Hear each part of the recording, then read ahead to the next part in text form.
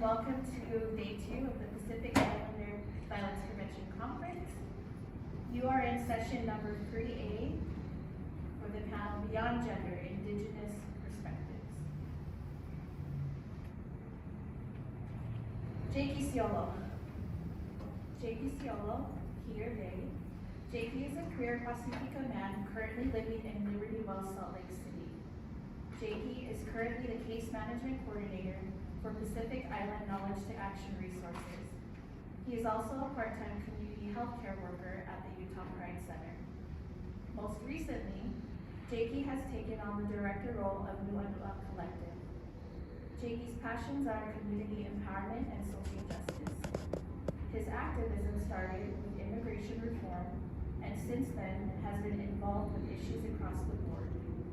He is a firm believer in the power of community and believes all change starts from the ground up, powered by community voices and action. Howell.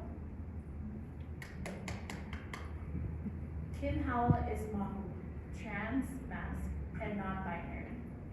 Their pronouns are they and he. Identifies as Hapa or mixed race, Kanaka Maoli, Samoan, and white. They were born and raised in West Valley City, Utah, and was brought up in the Mormon faith. However, he no longer practices the religion. Kim is a self-proclaimed nerd and interdisciplinary artist, known to some as Salt Lake City's only Pacific Islander drag king under the drag name Mick Jagger. You can follow their art and drag career on social media. Alannah Reneti.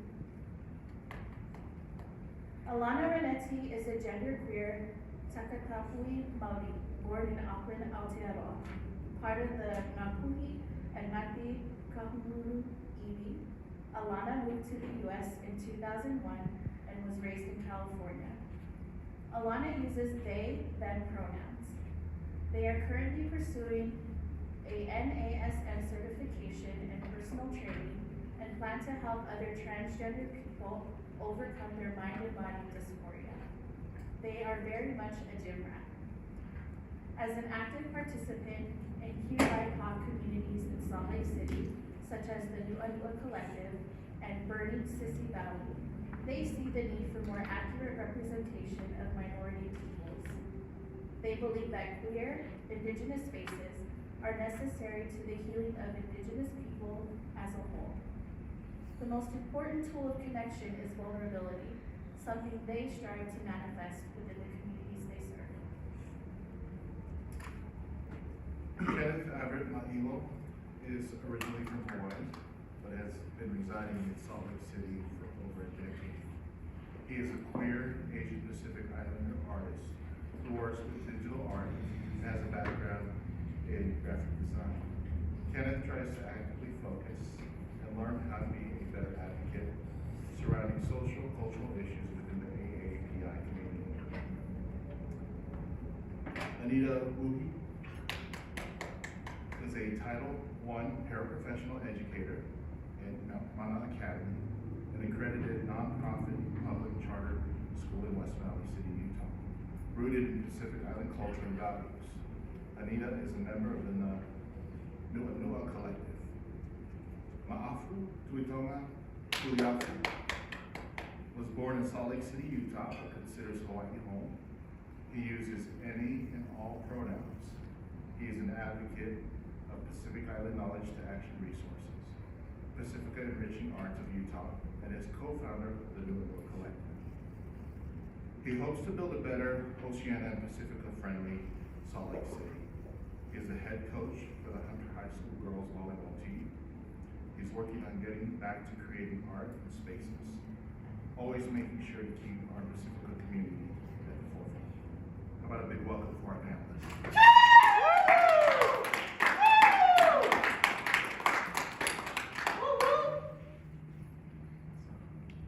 Do I just start? Yeah. Awesome. Well, thank you everyone for having us. We're very excited to be here and claim the space, take up the space that we're not often given in our culture and in our communities. So to start our panel, we're gonna just do a little presentation, a little queer knowledge, and what being queer, what does it mean being LGBTQ plus and a Pacifica person? Because the definition of queer is different in the westernized culture than it is on our respective islands. Awesome. So the gender binary system that exists, especially here in the United States, is not a universal concept. So we're going to break down what gender binary means. So gender, what someone sees as their gender is not their sexual identity. So the gender binary is a classification of a system consisting of two genders, male and female. A concept or belief that there are only two genders and that one sex or gender assigned at birth will align with traditional social constructs of masculine and feminine identity, expression, and sexuality. That it's just everyone, there's no way to disconnect them. As we said before, our identity as Pacific Islanders is kind of, there's no way to separate the two. That's just my take on it. I'm next. So I identify as Takatapui, which is a Maori term. It's an ancient Maori word that means an intimate partner of the same sex. And for one, just having that word to connect to means that there was queerness that was accepted before colonialism. So knowing that just makes me feel secure and more connected to my Maori roots. Being Takatapui means that, you know, we believe that we inherit our gender, our sexual identity, our sex characteristics from our ancestors. It's part of our wider, our soul. So, to me, being indigenously queer means that I can be truly who I am, and I'm grounded in my ancestors, and that just gives me the courage to live my life as I am. I openly show that I'm queer. I dress really weird. People ask me all the time, who are you? What are you doing? And I'm now delighted to answer that question. So I have a lot of confidence now. Okay, so it's my turn. So for me, I never thought that I would even tie my indigenuity to queerness because I just never thought that would be an option when I was a kid. I identified too as kid as Mahu or Aikane. And for me, what that means is a reclamation of taking these ideas of the binary and throwing them out. It's being able to acknowledge that roles in gender are no longer worthy of their. First moved to Salt Lake City, I wasn't out, and then of all places, Salt Lake City, I come out in Salt Lake City. I should have been married at the time. I had 10 other kids, but I moved to Salt Lake City and I come out and Back in touch with like my roots, I realized that they aren't different, they're the same, it's intersectional, and I can be all those things at once. And so I would just say that my queerness and my being Pacifica and all the other things that I love, they inform each other. And so I've just come to like love myself, and not trying to put it in different boxes and like hide it away. And so being Indigenous and queer at the same time is really healing. So that's what it means to me. Amazing. Yeah, I love everybody up here. I think being queer for me and from an Indigenous perspective, I don't know, I'm very proud of myself. I came out in 2020, and before then, if you would have asked me, I just would have never said it. I've always kept it to myself. But I don't know, since then I've been very proud of myself, and I don't want to cry, but I mean, we had a new event last year at the Yumoka with Kumagela, and it was like a fashion show, it was music, it was arts, and I just remember being in a room full of queer Polynesians, and that's something that I always wanted growing up, especially growing up not in the Samoan culture and already feeling like I was missing a part. Spaces cater to like those types of things. And so when I go and perform in these spaces and these bars, I think the most important thing is for me to take up space.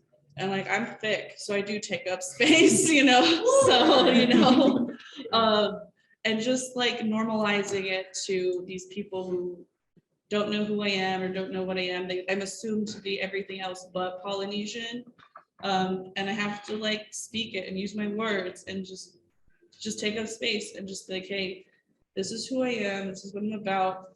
Yes, I'm queer. And yes, like you'll want to like try to tell me how to perform, but no, like I am gonna stay true to like my queerness, my brownness, and just you know, dealing with these white cis gay men can be a lot. So it's just a delicate balancing act that I find going from venue to venue of like, I just never feel like I can fully, I just always feel tokenized or like I'm included.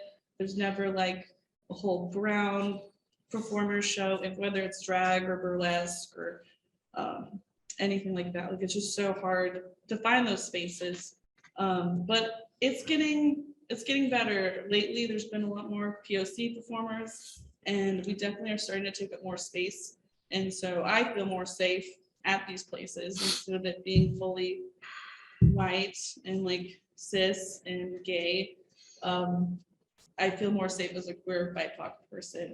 And so you just have to learn, you know, hey, these are some red flags. Like if people do this at the bar, you need to stay away from those people, or they just want stuff from you, or you're gonna get, as a brown masked person, I get assigned aggression a lot when I'm not aggressive, and just trying to like help white people unlearn those like toxic stereotypes of like brown men of being like always warriors or being lazy. Like I'm neither of those things. I'm a really nice, soft, cuddly teddy bear. And so just existing and being happy in spaces that aren't meant for you really helps them like see you and like take up space. Yes. All right, I want to take this. Yes. All right, navigating my gender in America, hard. That's hard. One more, the thing that's helped me the most is the internet, Instagram particularly. I have been able to access great education from one of the founding women of research of Takatapui peoples. Her name is Dr. Elizabeth Kerekere. Shout out to her. She was actually on one of the slides that Jakey had. She has really investigated the roots of Takatapui culture and mentions back before colonialism. She's gone to the museums, done research, looked at the literature, and really just opened up a new world for us. So that has helped me a lot. But one thing that I am noticing in America is when I present myself or introduce myself, I go, my name is Alannah. I identify as a genderqueer non-binary. I use they, them pronouns, and they have an image that pop in their head. And that's what they see from TikTok. There's a difference between Indigenous queerness and TikTok queerness, or white non-binary queerness, so I should say. And, you know, I have had allies just call me daddy, or come up really aggressive when someone doesn't use they, them pronouns and go, I'm gonna beat you for not using they, them pronouns for them. And I just don't think that's okay. And I really think that Indigenous queerness, it's hard to grasp, but you have to address it with kindness and compassion instead of violence and aggression. And I'm noticing that a lot here, that allies will just attack other people for you. And that's not why we're here. That's not my culture. So.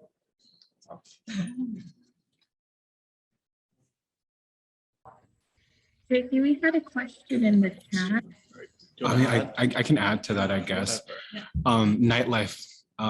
So I'm currently in my mid-30s, so you can only tell what that looks like as far as nightlife and social life. So whenever I'm in spaces where I'm in bars or clubs, the joke that I usually give people is that I'm not a bouncer. And usually people carry on like pretty quick. You know, when I moved here back in 2010, I would go to places and like many of us have experienced, like there's not a lot of people that look like us.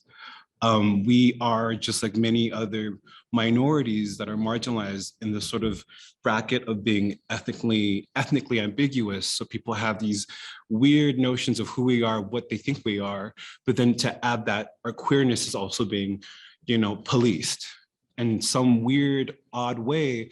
And so when we are with other queer BIPOC people in these spaces, it's very alarming how we are viewed, how we are looked at, how people talk to us. And I think when I first moved here, I just didn't think about it because I didn't want to. And it's just, I don't know, more trauma that I didn't want to grapple or identify. And now that I'm older, I have more of a better vocabulary to acknowledge some of these issues, where in the past I was just passive about it. And so, you know, I think when we are understanding how we view ourselves in these spaces, both in a world that's so obsessed with the binary and gender, and sort of dismantling that by not presenting as the specific, whatever that looks like, to me, the world sees it as kind of being radical. To us, this has always been a thing. Like, this has always been us as Indigenous people. We are settlers on Turtle Island. So when I'm with my friends who are also Indigenous from this part of the world, whether they be Two-Spirit or not, it's the fact that we have to constantly combat these ongoing issues of being in these spaces, taking up space, not feeling like we're a threat, but also being in danger, if that makes sense. And so kind of going back to what you're saying, like allies want to be aggressive and want to start fights. And it's like, we don't want that. We don't need that. And I think what we're trying to do is we're trying to build a sense of trust, but also a sense of confidence for us to be in these spaces where it doesn't have to turn to violence, where it doesn't have to turn to assault, which is why we're having this discussion. And for me, I go to these places where I'll go to like clubs or concerts that are very specifically cis white. Like the first show I went to was a punk show. It was like a house party. And I just remember standing there thinking like, they probably think I'm security.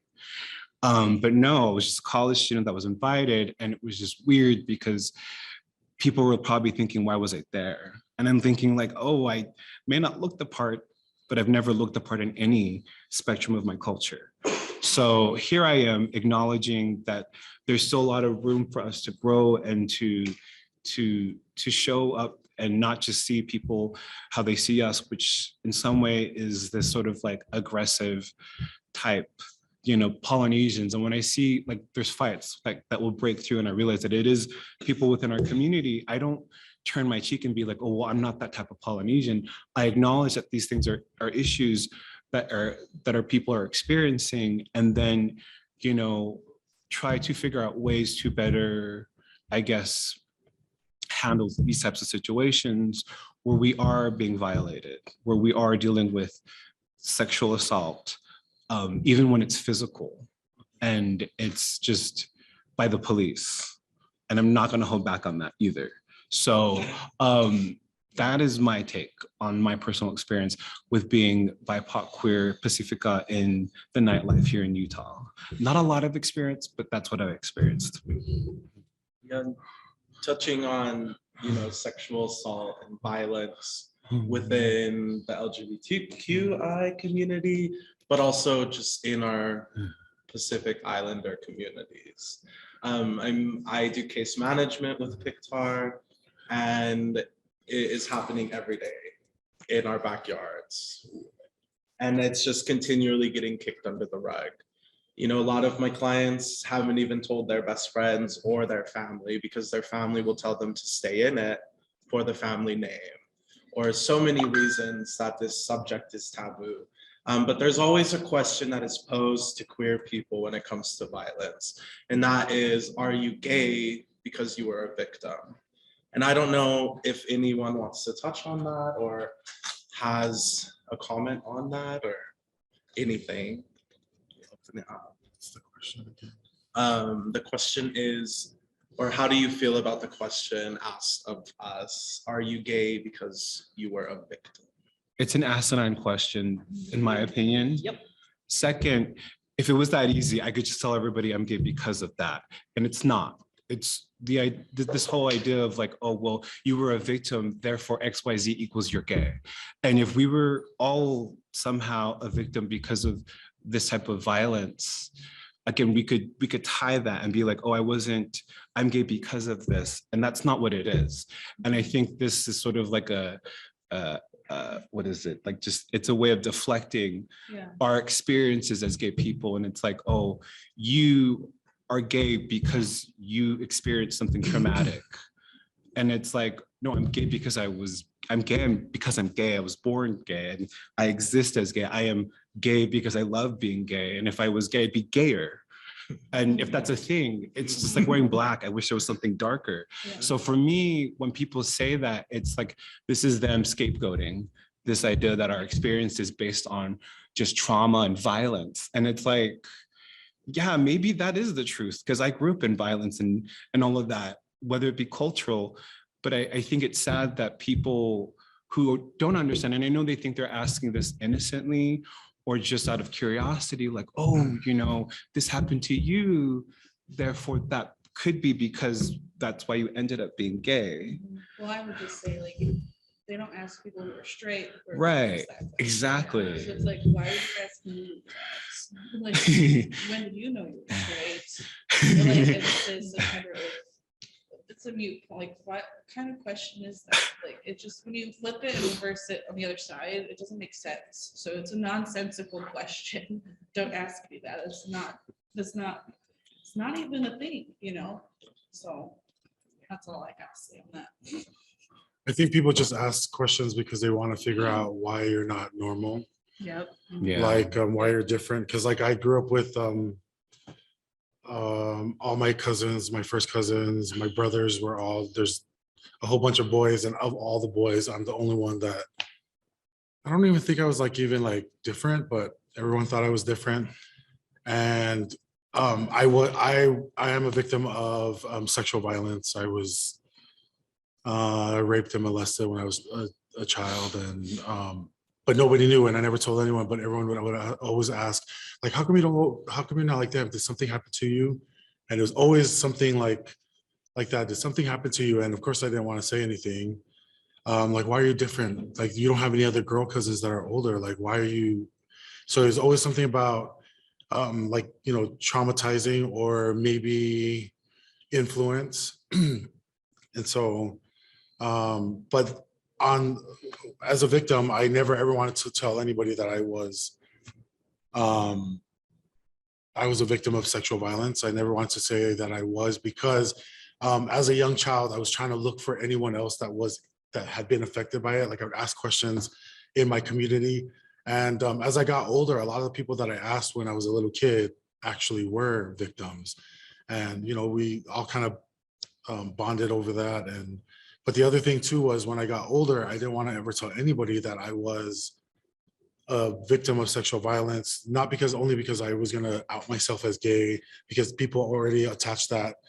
But it was also the other part of pedophilia. Like, everyone associates that if you are a victim, you will become a perpetrator. And then if you are a victim, you are gay. And so I never ever wanted to because the correlation just was hard for me, because I never ever wanted to share any part of that.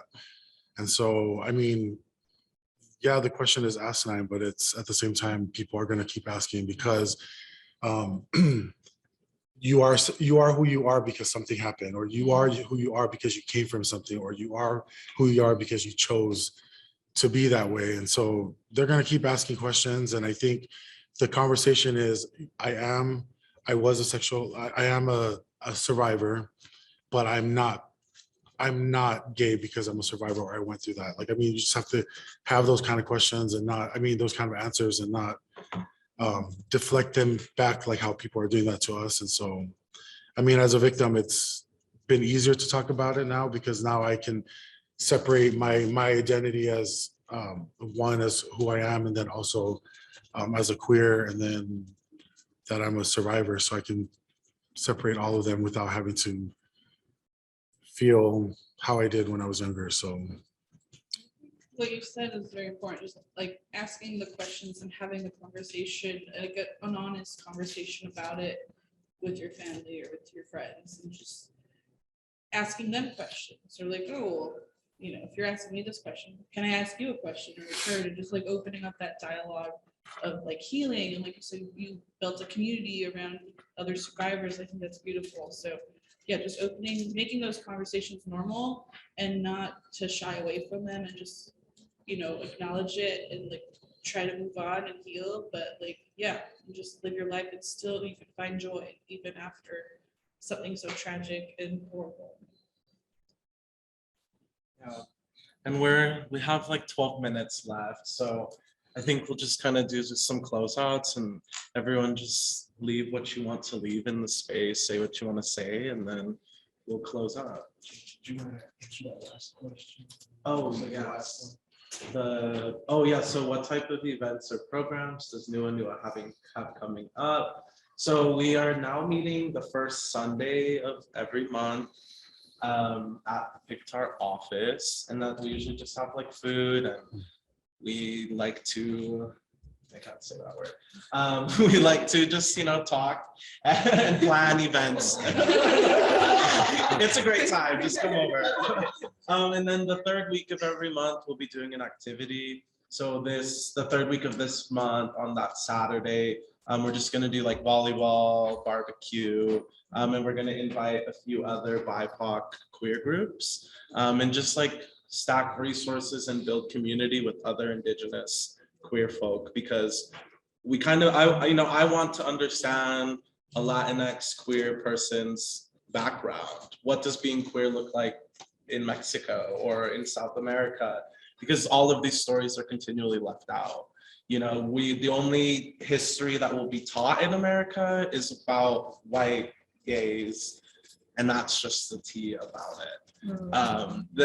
Our Indigenous cultures, what it means to be LGBTQI, will not be taught in schools.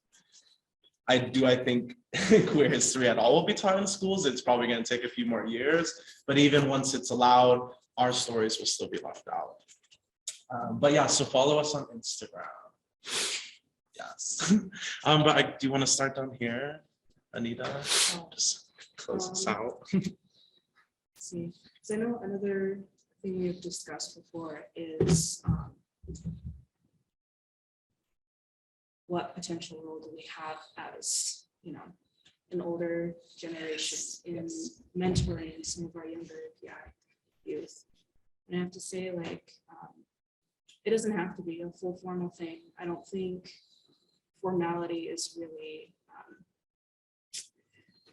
the way to go when it comes to stuff like that. In my own personal work, I can already tell which kids are probably going to come out as queer and which ones are either because of home situations or because of just a general like personality thing, which ones will probably stay in the closet a lot longer.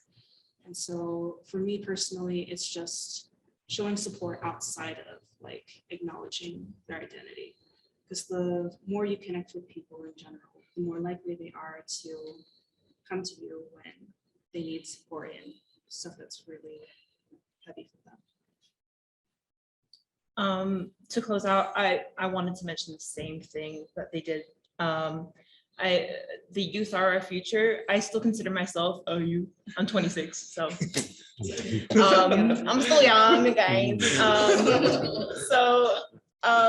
But the youth who are Takatapui in New Zealand right now are beautiful. They're amazing. They're posting on Instagram, and they're not tolerating ignorance. And I think that's a beautiful thing. And I really do think that we I actually want to quote, my mind's all over the place, guys. I want to quote the prophecy of the seven fires of the Anshabe, sorry if I'm not pronouncing it right, tribe. Basically said that there will be a time where the new people will be looking for guidance and will be looking for the old ways of how we used to run things. And they're gonna meet some elders. Some will be too afraid to speak. Some will have forgotten the ways of the old ways. And then some, like us, will stand up and speak for our truth, basically. And I do believe that we will become the new elders. We will become the leaders of the new generation. And Indigenous queerness is beautiful, and it has a place in this modern world. It has a place to serve. And one second, guys, let me get my notes. You know, the more Takatapui embrace their diverse gender, sexuality, or characteristics, the more resilience and confidence that we'll have. And I just came out as Takatapui queer, non-binary, genderqueer last year, and I've already had an extreme rise in confidence. I'm not afraid to say what I have to say, and I'll make myself known. I work at a large corporation, and I make everyone call me they, them, and I demand that respect. So I think this fire has just been lit into me, and I really want to spread it. So yeah, the end. That was beautiful. And yeah, I think for just in closing, I think asking questions, I think I felt like I minimized that previous question. I think that people will always be curious, and it's important that we do have these conversations. And I think people aren't trying to, you know, be offensive, or they're trying to be ignorant. They really are curious about our experiences as queer, BIPOC, or Pacifica, as a community as a whole. I look for the younger generation because they've taught me so much. They continue to teach me so much. And it's not only humbling, but it's so empowering. And it's rewarding to see how much we've come, how far we've come as a people, as a community, to be able to reach out, to educate, to learn to heal, and to love each other.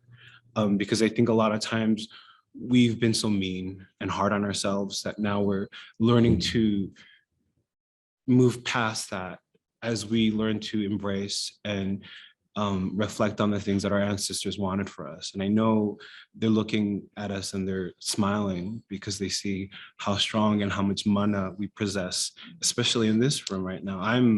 I feel so proud. And so as being, I guess, elder, 36, still young, still can, you know. And so for me, it's beautiful because I never thought that I would be queer, open, and authentic, living in a very hyperly conservative state. And so for me, it's a big deal. So I am so happy to see the younger generation come up, because it gives me an opportunity to learn, but also to reflect on the work that I need to do and put in and push forward. And that is all. Yes.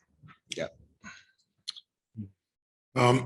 So my great grandmother would tell all of us when we were growing up that whatever you are, you better be the best at it. And so moving to Salt Lake, I was very Mormon, and I would read my patriarchal blessing all the time and scriptures. And my patriarchal blessing, there's always one thing that I'm going to always hold and keep rereading in my mind, is that the work that I'm supposed to be doing is for my people. And I remember at the time that I got it, I thought it was ridiculous because I wanted to be an MTV VJ. I didn't want to be anything else. I wanted to be on Real World and be the first Polly in the jacuzzi and everything. Still a goal.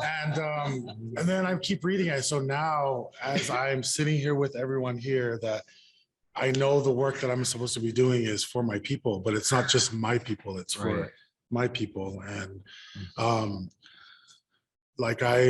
it just makes me so proud, because when I first moved over here, seeing what needed to be done, and then coming out and realizing that I never had any mentors or anyone that would teach me what I needed to do as a Pacific Island male who identifies as queer. I get to be that. We get to be that. We all get to be able to. You look at all of us, we don't fit in any box. We don't look like, like we're not dancing up over here and, doing all this stuff. Like I don't look like a lot of spaces that I go into, like nobody thinks that I am. Everyone always calls me like, oh, Troy Polamalu, oh, Jason Momoa. I'm like, no, that is a burden. Different mammal, same ocean, and the thing is, for me, it just makes me very, very, very proud. And like, I'm excited for the work that we get to do, because like, when I look at all of us over here, like, I mean, it's just not even a thing about a beauty, but it's a thing of like, that we're finally here. Because, gay rights has been around, but it's us that we haven't been around. And I mean, now that there's faces to who we are in Salt Lake City, there's more faces, and I hope these faces bring out more faces that, will be proud to be who they are, because that's all I want. I just want more people, because I see a lot of people and we talk about queer things, but then they're like, oh no, I'm not ready yet. So we're ready. We're ready for you. We're ready for anybody that's, about this life. But yeah, so so I thank everyone for this time. I thank everyone for viewing and seeing this, and hopefully this makes a conversation everywhere. And so yeah, I thank you for your time. Thank you. I think something that's very similar upon hearing all the stories is that a lot of us didn't come out until like later in life, and so I feel if you're a family member, or even if you're not queer and you know someone that's queer in Pacifica, and to be a good ally, and just like the goal is always to create a safe space so that we can exist and not do all that work ourselves. It's a lot to do on your own. And so I think the goal is always to just the stuff that you need to do to make these safe spaces with your family or with your people that you're dating, when you go out to the club. Back us up, help us take up space. And hey, if someone talks, bad about us or tries to be mean, like talk up, be active, and be not just passive, and just try to, just those small things, they really do help. When we face so many microaggressions each day at work, at school, just in our lives. So especially now with like the trans bill about like not letting kids play sports, like never thought I would see anything like that. So like really just advocate for us when we can't like do it ourselves, and just create that safe space for us to just exist and be happy and be joyous. Like I let them fight. I can fight if I need to, but I don't always want to fight. I just want to be happy and like eat good food and listen to good music. Like being queer is just such a small part. Like it's a big part, but it's just one thing. I'm just like, I'm a nerd, and it can be a lot of things. So just really to be a good ally, just be a good friend. Our ancestors, they built communities by building community and talking to people, and like navigated oceans, like, so we can do it. And so we're here for you if you need a safe space. Yeah, thank you so much. And I mean, just to touch on the trans bill, because that anti-trans bill there's only 4 out trans youth that are playing sports. So this bill that was vetoed and then overruled was for 4 trans kids. So sure, we have equality, but that's really not true. We know that as BIPOC, we know that as queers. So like, there's so much work we have to do, and creating space, making space, showing up, being loud, being gay as being gay. Being gay as fudge.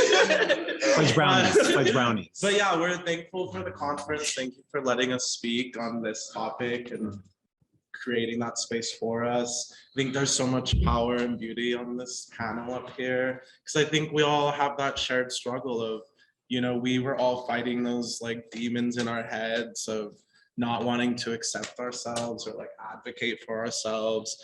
And so now that we've like arrived here, there's a lot of empowerment. And so just sitting here with you all, I feel very empowered and safe, and it's nice. And so we want to create that space for everyone else. So follow us on Nua and come party with us. But yeah, that's all. How about a big hand for our panelists? Thank you all for coming. Thank you.